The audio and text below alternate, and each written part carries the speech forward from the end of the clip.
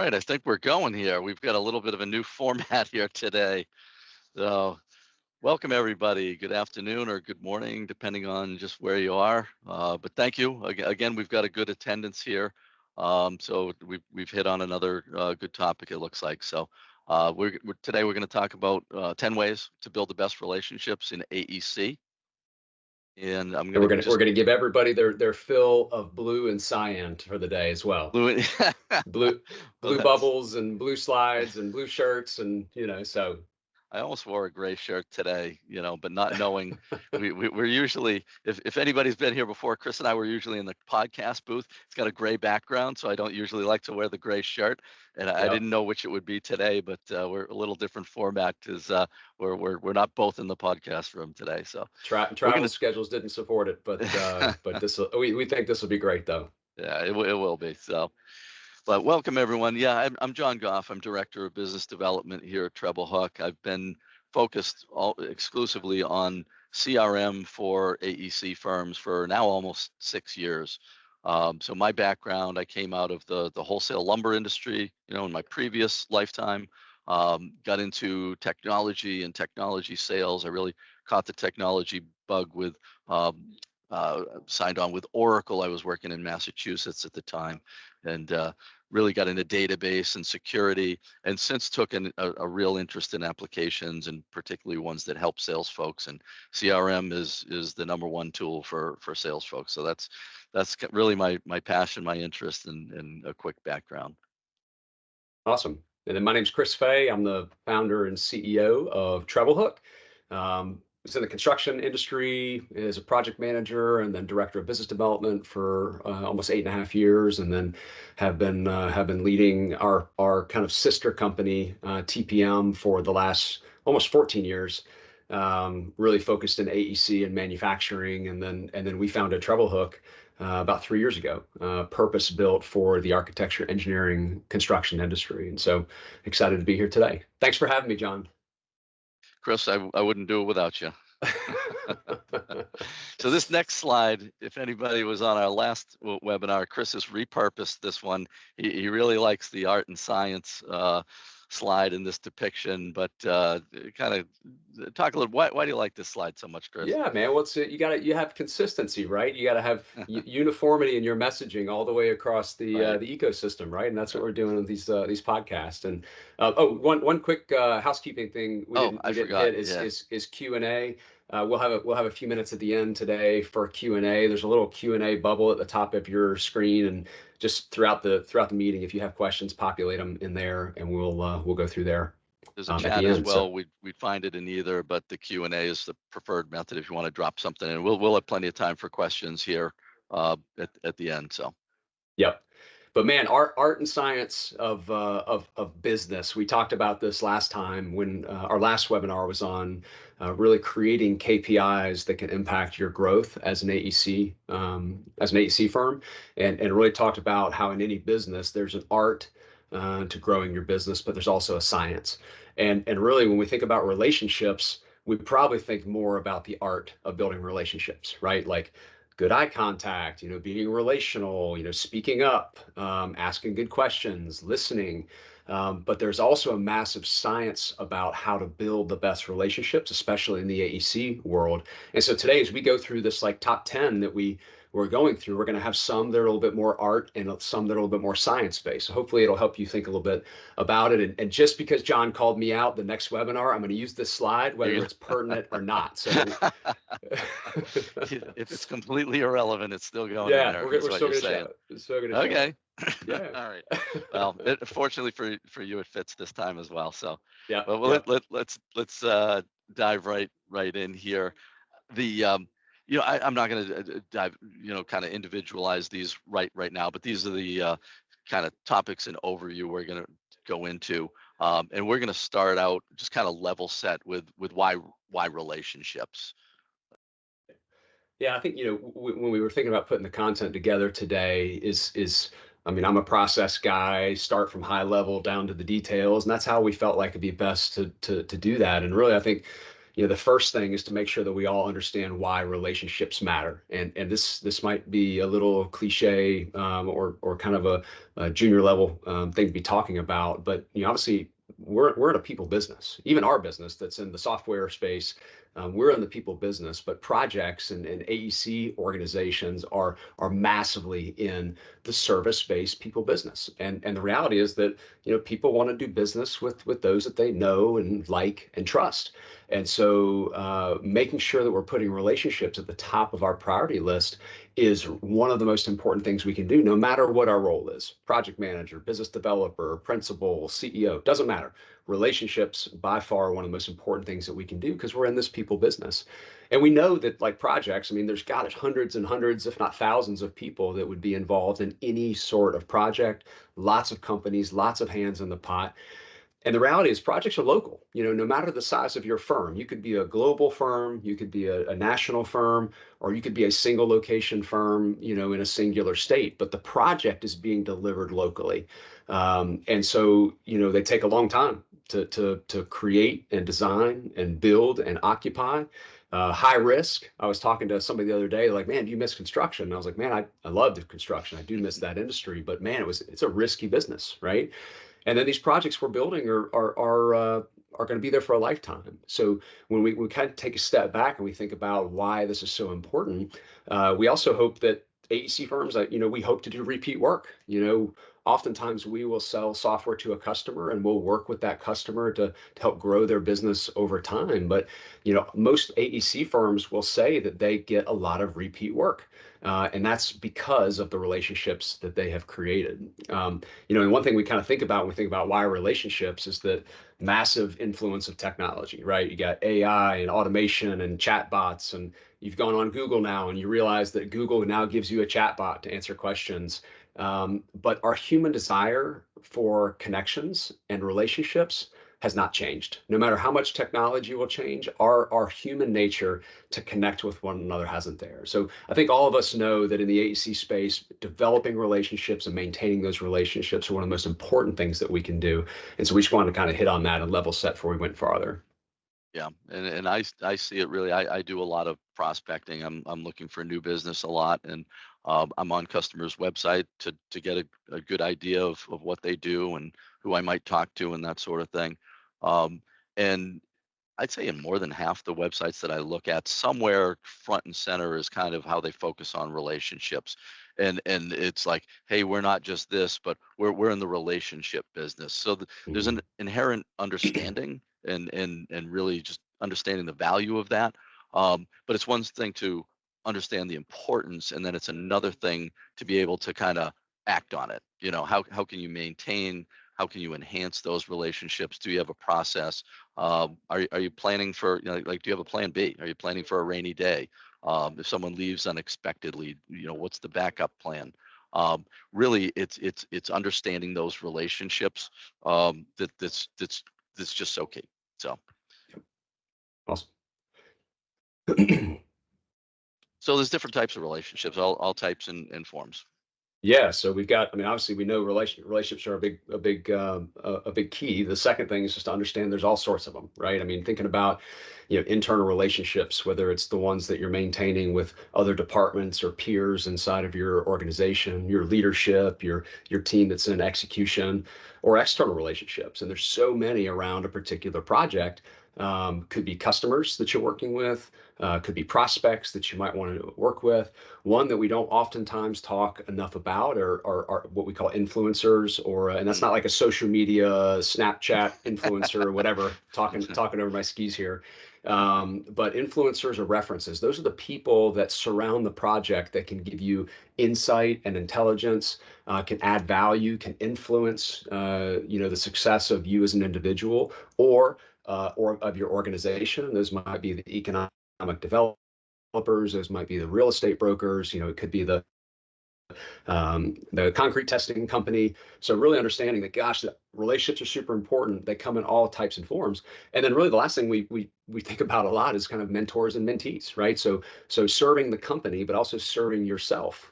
Construction, architecture, engineering, this is a very experience-based business.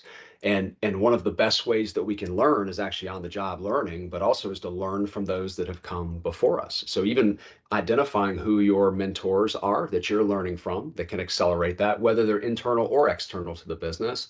And then also the mentees, who are the people that you can then start passing information down to start building the next generation of AEC. So it's just important for us to know all of the types of relationships that we can leverage and that we can develop to help us grow our careers and our companies, in the AEC space. And what I hear very frequently, and how important it is really to be able to track the project team. And so that's really understanding your own personnel, projects in pursuit, work in progress, historical projects completed. It's really having a full view, and the project team is your own people, the expertise that they bring to the project, as well as others that you're partnering with on the projects, your various business partners that you're working with, consultants, you've got engineers, architects, general contractors, subcontractors. It's really understanding, that whole project team, and then you can kind of identify where you're most successful. What are my most successful teams? Both are my internal team as well as those that I'm partnering with on certain projects. So the next one here, talk a little bit about the focus of your firm.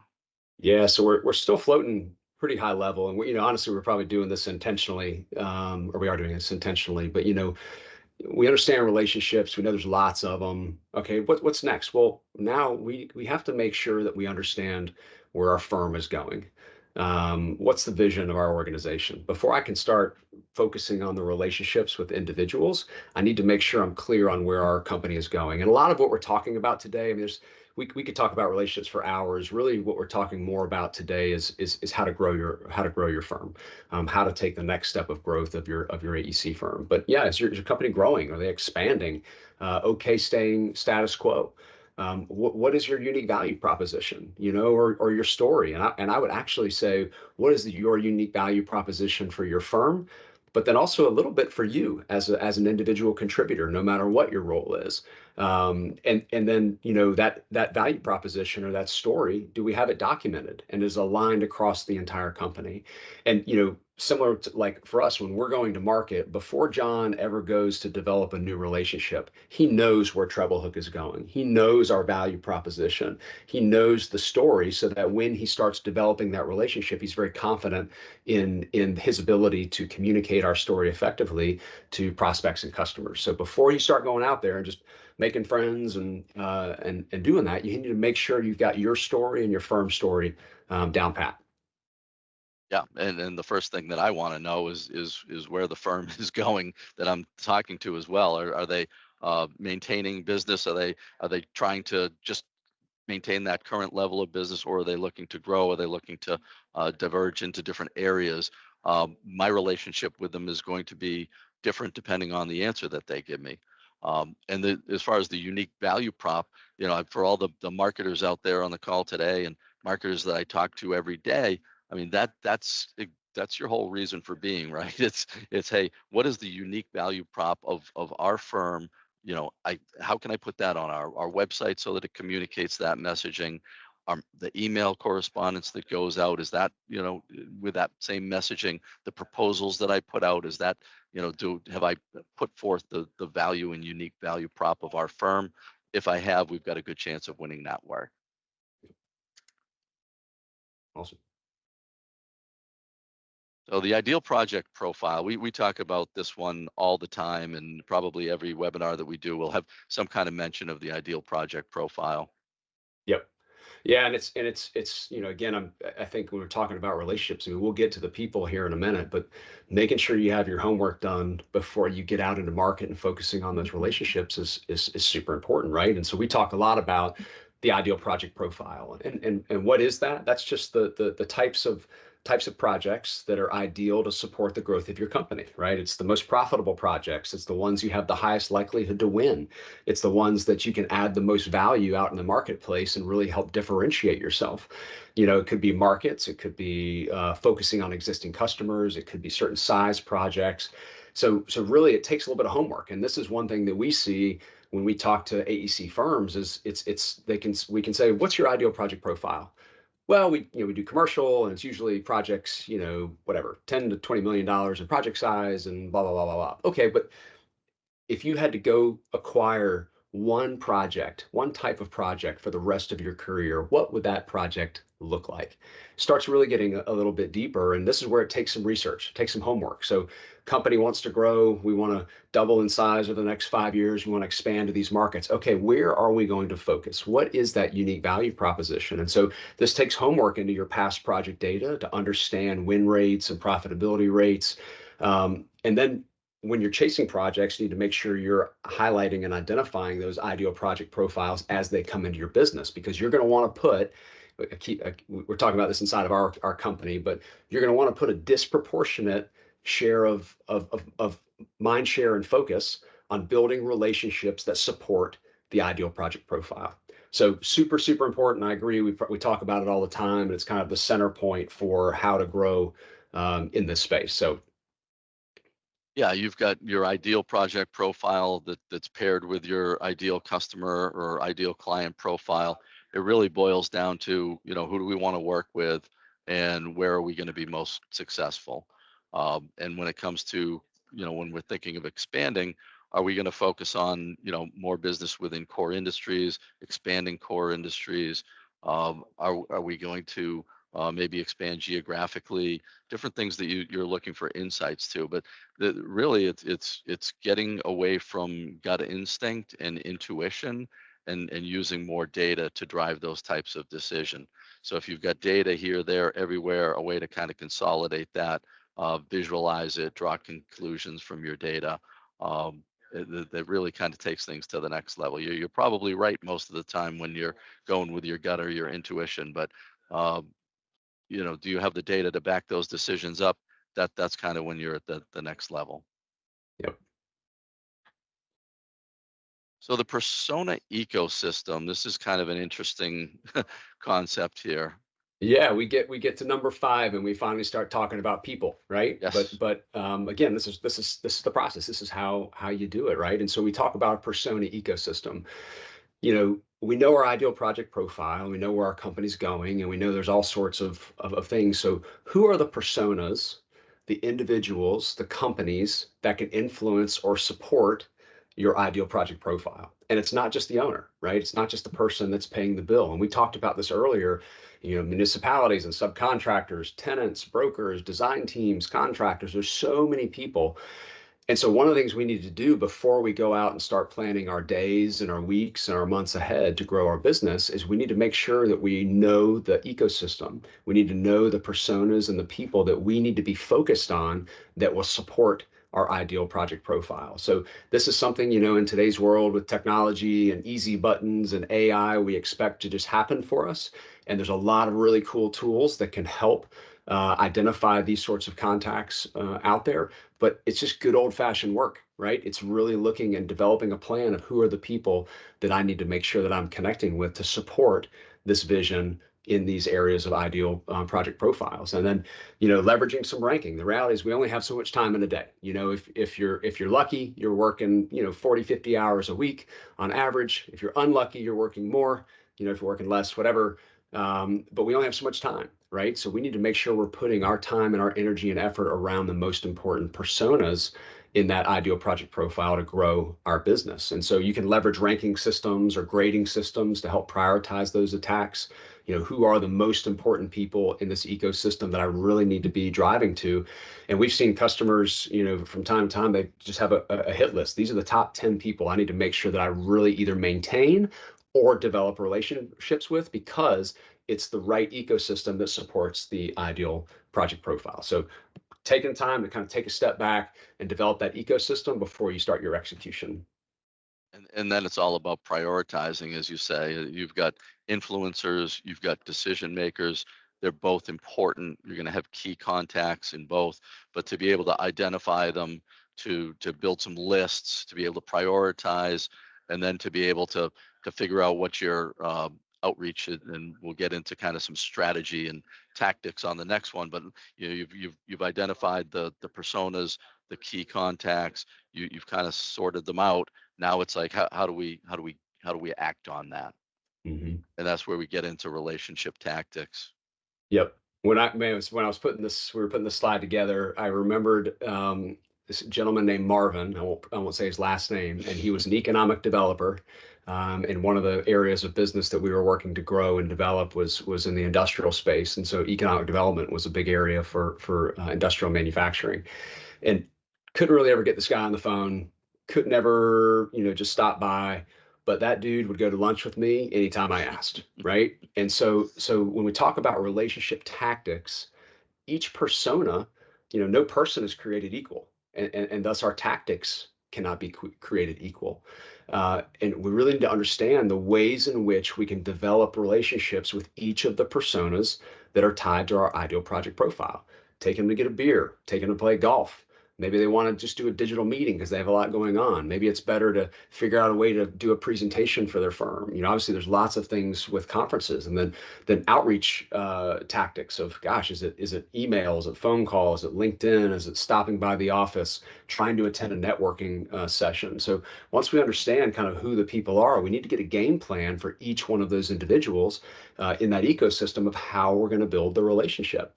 And so we'll talk a little bit more about the process here in just a bit, but really understanding the tactics and what one tactic works for one will not work for another. So it's kind of a formulaic approach to building the ecosystem out.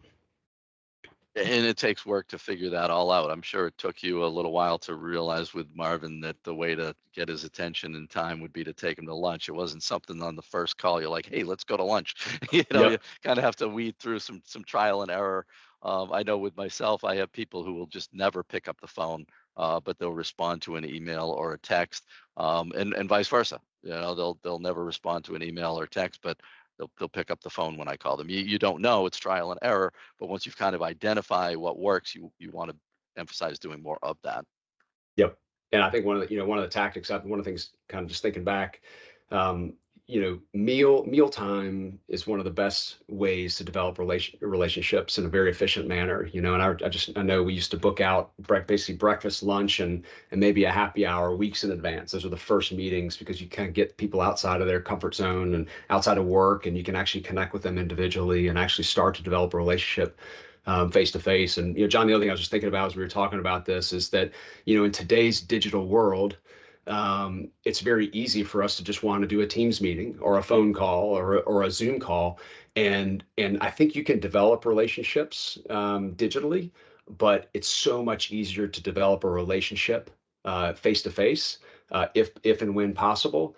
And then I'd say once you develop the relationship face to face, it's much easier to maintain digitally from that point forward. So I know for us, when we're talking about key relationships, it's like, I want to get in front of that individual. I want to develop a relationship and have that connection, and then I can leverage technology to help maintain that over time. So Yeah, and as a software company, we can sell to and service anywhere. But I do find that we're located here in the Southeast. We're in Greenville, South Carolina. The customers and the prospects who are nearby, we do go and visit them. We are meeting face to face with the ones that we have the ability to do so, because mhm. it is that much more impactful. So process. I'm gathering that we're going to talk about process on this next Yeah, slide. yeah, you can't talk to me without talking about some sort of process. But you know, so we know who to talk to. We know kind of what they like, and we now need to go attack. This one particular topic is where I see most people fall down. So the average, and there's all sorts of research about this, but if you're trying to connect with somebody for the first time, it's going to take you 8 to 10 attempts on average. 8 to 10 attempts to connect with somebody for the very first time. And statistics tell us that we give up after the second or third attempt. So there's a massive connection rate the more attempts that you make out to a particular contact. But again, most people give up. And I was talking to somebody the other day, actually about a job interview, and they were wanting to go interview with this firm. And they're like, hey, I reached out to this person twice. I never heard back. So I'm going to give up. And I'm like, no, it's going to take 8 to 10 times. You need to be pleasantly persistent. You have to be consistent in your approach. And we talk about this like pleasantly persistent. You can be a pest. I mean, I get called on by a lot of people. A lot of people call me to try and sell me stuff just because of my title. And some people take it too far, but the best ones are pleasantly persistent. They're connecting with me and they're building a brand. They're trying to reach out in different ways to try and see what type of tactic I would respond to.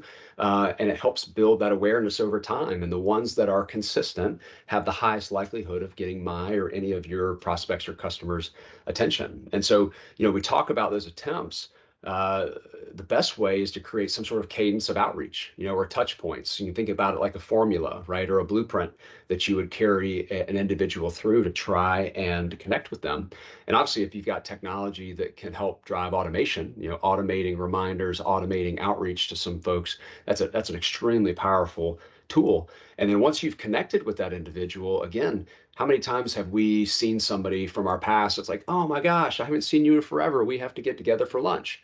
Well, it's just because there's no process in place to stay in contact with that individual. So we talk to a lot of customers around key contacts and people that they want to touch base with on a weekly, biweekly, monthly, quarterly, annual basis. And so it's really creating that cadence, that customer journey of how you want to acquire and develop relationships and how you want to maintain those relationships over time. And it takes time. It's a process. I think the statistics are it takes up to 2 months to actually develop a relationship with somebody. Obviously, and that depends on how often you're going to be communicating with them. So yeah, driving the process. That's the way you get it done and get it scalable. Yeah, and that's what I was thinking about as you were talking. And the cadence is going to most likely be a lot different depending on what your history is. Is this a current client? You may need to talk to them every couple of weeks, every month, once a quarter to check in, whatever it may be, and they'll be responsive when you do because you've built up some credibility and value over time.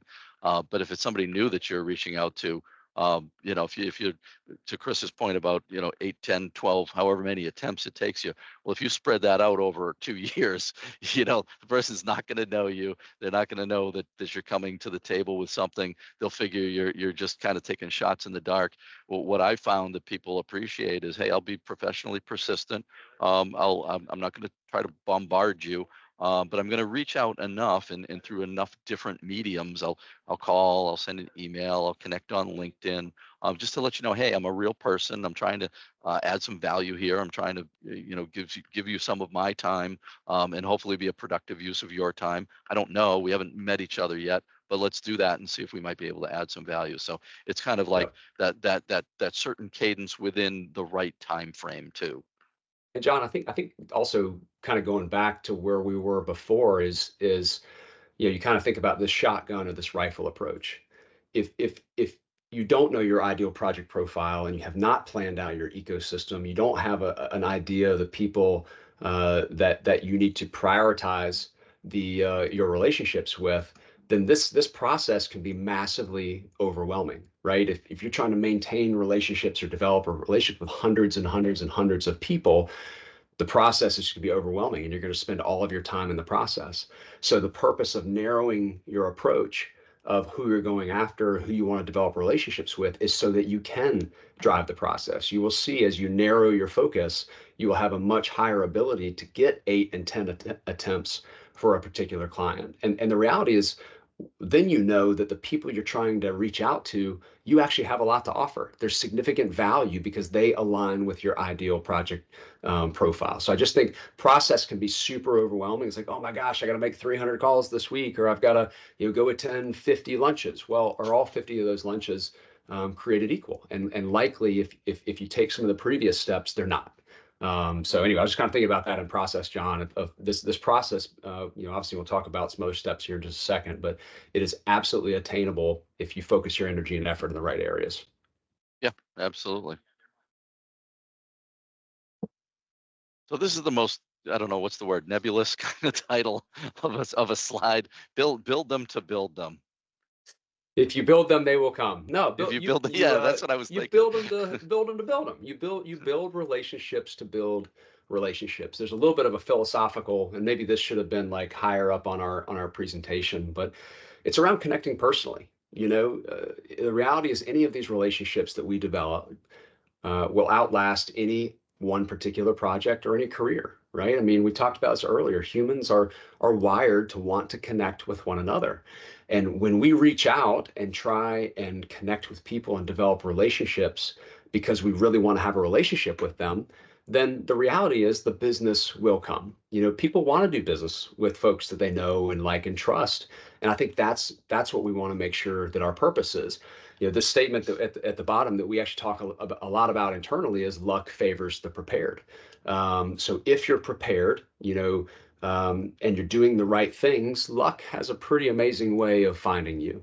And I would say this as well: if you are focusing on building relationships without self-serving interests of I'm trying to get this and I'm trying to do this, but I'm truly trying to connect with this individual because I know that the bigger and the deeper this relationship goes, the more value that we'll be able to create for people over time, then the business will come, the opportunities will come, you'll get more work than you can ever say grace over. And I think it's hard sometimes to kind of take your eye away from the business for a minute and to focus on the relationship, but build them, build relationships because you genuinely want to build relationships, and trust the process that if you are very good at building the right relationships over time, the business is going to come. Luck favors the prepared. I'm not super old, but I'm not super young. I'm 43 years old, and I can tell you that in my life, luck favors the prepared is one of the best things that has ever experienced to me. Is I'm prepared for that next opportunity. I'm prepared because I'm developing relationships. We're prepared because we're building a business. And then one of the other quotes that we were gonna put in here is blossom where you're planted. It's oftentimes we're thinking about the next project or the next career move or where our company is going next. And it's hard for us to oftentimes just live in the moment. And when we're building relationships, we have to live in the moment, right? Because it's a connection as humans. So I think this is a little bit more philosophical, but making sure you've got the right focus of why you're building these relationships, and just trust the process that luck will find you. It's definitely philosophical, but it's also something you can build kind of a strategy around. I was thinking earlier when we were kind of building this slide, there was a sales trainer that I had who was really focused on the value. It was gap selling. It was like identify your current state, identify your desired future state. The gap is what's in between. That's what's important. It's all about selling the value of that. And he said, forget about relationships. Relationships don't matter. If I have a Ferrari, I'm going to sell you for $50,000. You're not going to question the relationship. You're just going to buy it from me because the value's there. And that was like, I said, no, it's not. If you offered me a Ferrari for $50,000, I would not buy it from you. 100%. I would not trust you. You have no credibility. We have no relationship. I would figure that you're scamming me. So it really is your approach to be able to, you can apply that philosophy, but use it to kind of forge your approach. Yep, love that. So deliver an amazing experience. Yeah. Oh my gosh. We keep using the word amazing. I accidentally wrote the word amazing 3 times in an email earlier this morning. I was like, okay, I gotta dial back. But I think about, when we're talking about relationships, lots of people, lots of competition, how do you stand out? How is your relationship? How are you going to take that relationship to the next level? And for us, I generally just think about experiences. What are those amazing experiences that you can deliver to help grow relationships? And it might just be a great quality of your product. You're a great design firm, you're a great, contractor, you're a great subcontractor. You might say, well, we're gonna host some amazing events to try and reward, our customers and potential prospects. Maybe it's superior follow-up, right? So we're trying to, I will tell you one of the ways that I see a lot of people fall down is their inability to follow up. And the reality is that we're all, forget the quote, but when we're in the dark, we don't always assume the best. And so somebody that is able to follow up in a very timely manner, even if it's just to drive the next steps, an amazing way to differentiate yourself in a relationship. And then, or is it, personally connecting with somebody and just befriending your peers, doing something a little extra inside of that relationship with the sole purpose of building the relationship. Kind of going back to where we were before, is we're building relationships to build relationships. So we have to be intentional. And then I think oftentimes when it's like, okay, I'm starting to have a connection with this particular client, right? What is it that I can do to really serve them? what is it that I can do to go above and beyond to help them in their career? Maybe it's helping their daughter, get a job. Maybe it's referring them to another peer or client just because I'm trying to help them out. So, but in the back of my mind, in the back of our minds, and I would say in the back of your minds as well, is with these key relationships, what are those special experiences that we can bring to help differentiate and set ourselves apart and really take that to the next level? And if we're delivering those experiences because we're actually trying to build the relationship, then they're authentic, they're sincere, and it just drives acceleration in your connection with that individual. And I look at it as really just kind of mastering the basics. If you master the basics, then you're going to exceed expectations. Uh, I was working, just a personal example. I needed a new roof. I had a guy who'd done a couple of roof repairs for me. We had a relationship there, a little bit of one. I wanted to keep him honest. Got another couple of quotes.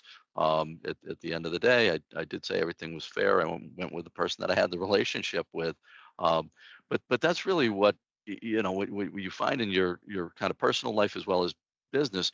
You put out a request, you ask a question, you send an email. The person who responds to you immediately and effectively and kind of gets you and hears you, they're the ones who are more likely than not to get the business. The ones who take forever to get back to you, kind of laissez-faire, just not on it, they're not as apt to get the business. So that's just the way Mhm. that it is. Yep. Yep. Number And 10. we've arrived at number 10, the self-serving slide. I think here really have a system.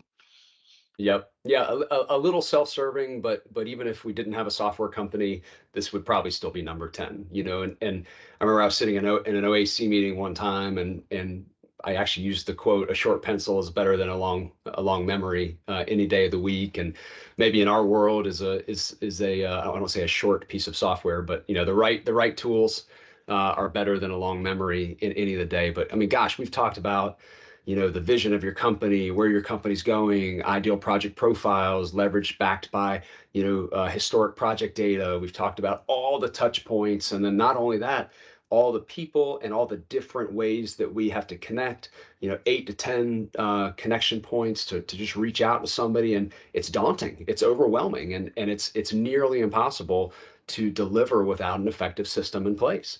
For larger companies or even smaller companies, making sure the left hand and the right hand are on the same page. You might have a design firm where you have two principals that are serving one client for any particular need.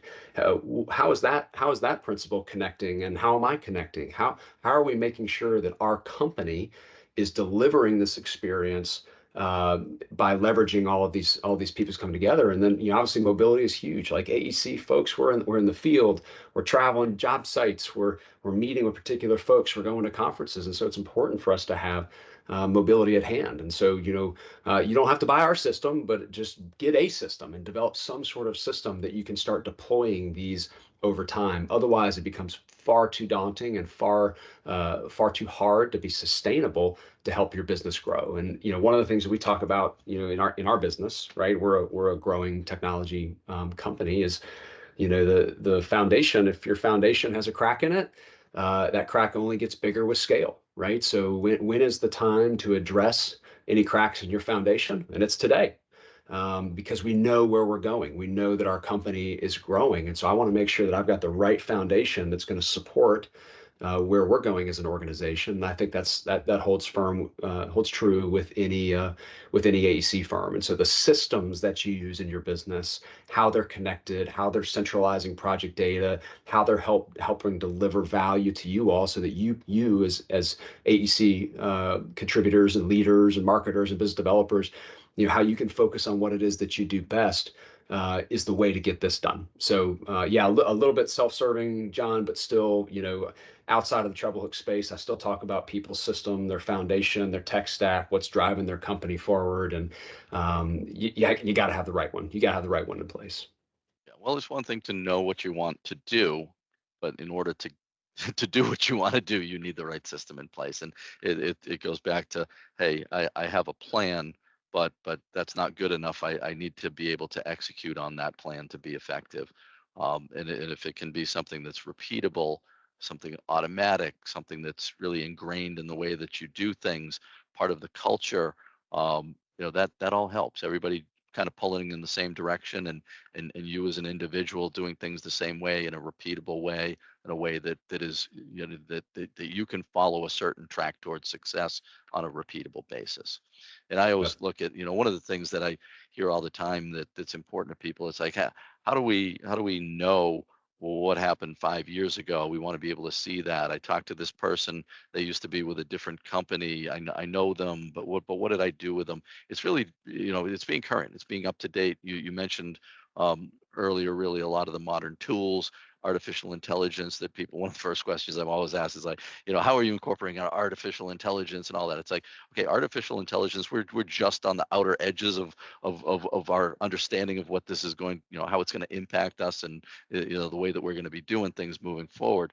But the things that we can focus on really is like, hey, we need to have a way of tracking our history, of having our data current, to be able to leverage that data, make sure everything's visible to everybody. You need a system to be able to track that. You just can't carry it all in your head. And that's what I talk to people day in, day out. It's like, where's all your data? It's like, well, half of it's in our head, the rest of it's on notepads, the rest of it's in Excel or emails, et cetera. But the ability to centralize all that allows you to act on that data, to be able to see it and act on it.